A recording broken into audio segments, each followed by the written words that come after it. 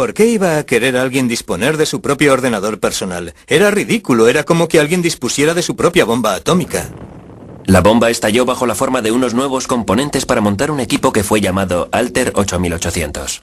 Apareció un artículo en una revista técnica en el que se presentaba el Altair, un equipo que cualquiera era capaz de montar.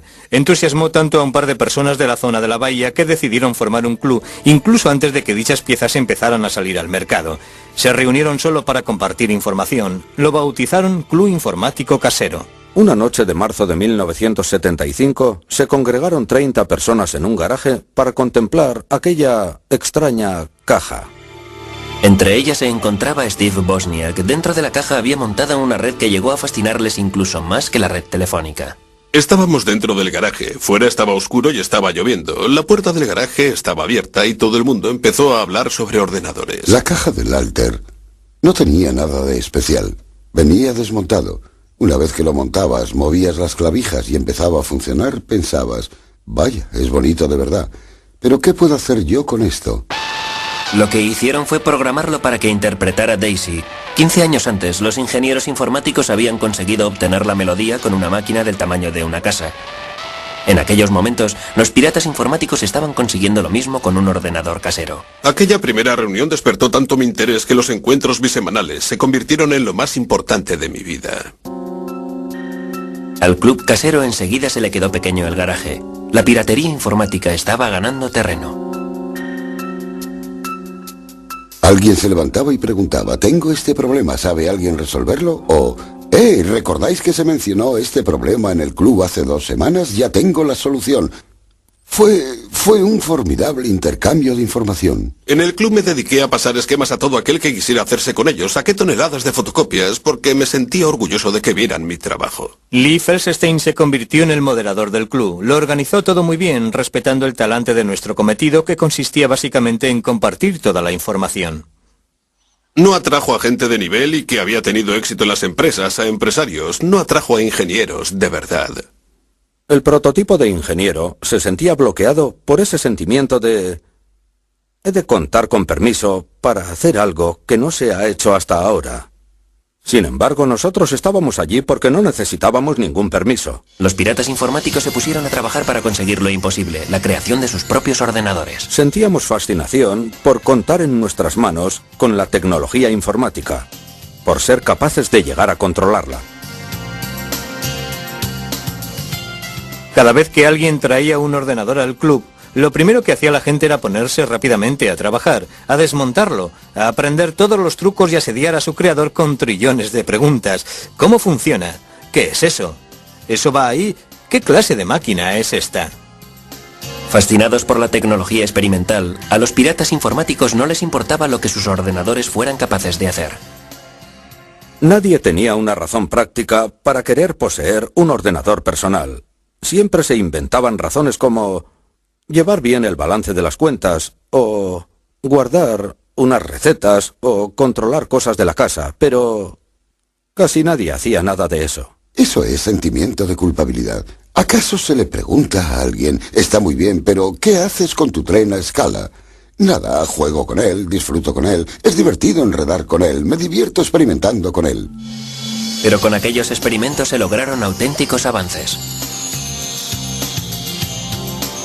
Empecé a darle vueltas a las cosas en mi cabeza y creé un pequeño truco que consistía en que si tenía unos pocos datos y los encerraba en un círculo, resultaba, por extraño que parezca, que si lo sincronizaba bien, en la pantalla aparecían colores, como si se tratara de una televisión en color. Estoy convencido de que las cosas más importantes con las que contamos hoy día en los ordenadores fueron creadas por ellos. Los miembros del club lograron que los ordenadores hicieran cosas impensables.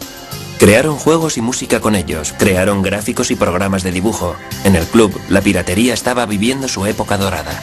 Steve Wozniak trabajaba día y noche en su garaje con el fin de crear un ordenador perfecto. Yo creo que Woz fue el pirata informático más grande de todos. Era capaz de diseñar hardware, era capaz de diseñar software a partir de un lápiz y papel y hacer que funcionara. Todos los que echaban un vistazo a los circuitos que yo hacía decían, vaya, este individuo no se limita a hacer lo que enseñan ahí fuera. Él era capaz de hacer cosas que los demás no hacían.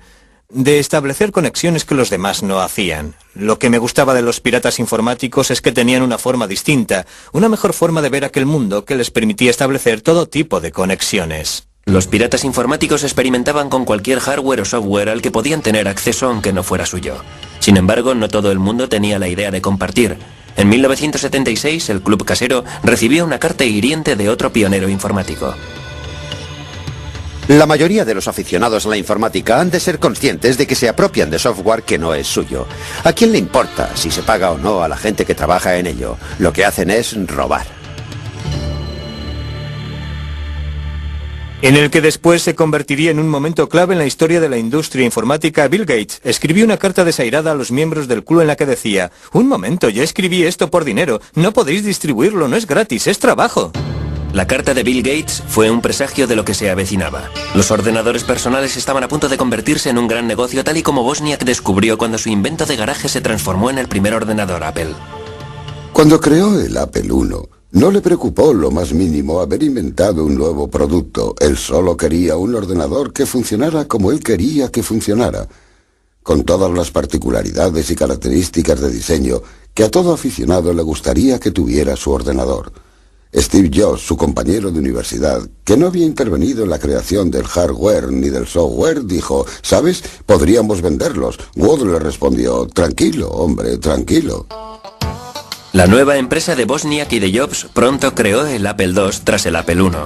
El ordenador de aficionado de Wozniak se convirtió en un producto de consumo muy apreciado. El Apple II introdujo la idea de que lo que se compraba era una caja de plástico parecida a una radio o a un aparato de alta fidelidad. Uno se lo llevaba a casa, lo enchufaba y empezaba a funcionar. Al tener que montar los primeros Apples a mano en el dormitorio de Wozniak, el proyecto no tenía visos de ser muy ambicioso.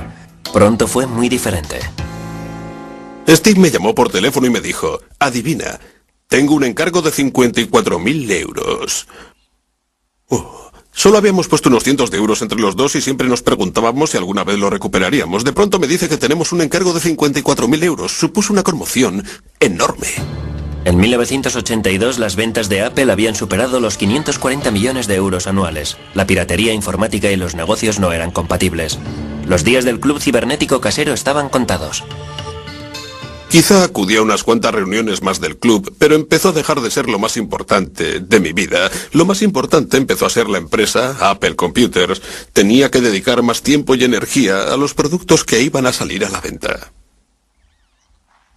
Al formarse empresas del tipo de Apple, al transformarse en negocios serios, tuvieron que empezar a introducir secretos. No podían contar a sus colegas del club informático casero cuáles eran sus planes para los nuevos productos, en qué estaban trabajando, porque sus competidores podrían haberse infiltrado allí y decir: «Caray, ¿Apple está haciendo eso? Hagamos nosotros algo parecido». Creo que al final fue esto lo que acabó con el club. El club informático casero se reunió por última vez en 1986, dejando atrás no solo Apple, sino 23 empresas informáticas creadas por diferentes miembros del club. Los piratas informáticos podían afirmar que habían creado el mundo moderno, pero este era un mundo en el que ellos ya no eran bienvenidos. El 15 de febrero de 1995 concluyó una persecución de 2 años cuando agentes armados del FBI localizaron a un buscado delincuente en un edificio de apartamentos en Carolina del Norte. La piratería informática estaba a punto de convertirse en una profesión fuera de la ley. FBI, acérquese a la puerta, traigo una orden de arresto. A la 1:30 de la madrugada llamaron a la puerta. No miré el reloj de la pared porque de haberlo hecho no habría respondido. ¿Quién es?, pregunté. Me contestaron: el FBI. Buscaban a Kevin Mitnick, un pirata informático cuyas intrusiones en los ordenadores de otras personas le habían convertido en el enemigo público número 1. Mitnick, por muchas razones, se encontraba en el lugar equivocado en el momento equivocado. Internet estaba despegando. Había muchas cosas en juego en aquella época y... Aficiones que eran mucho más individuales.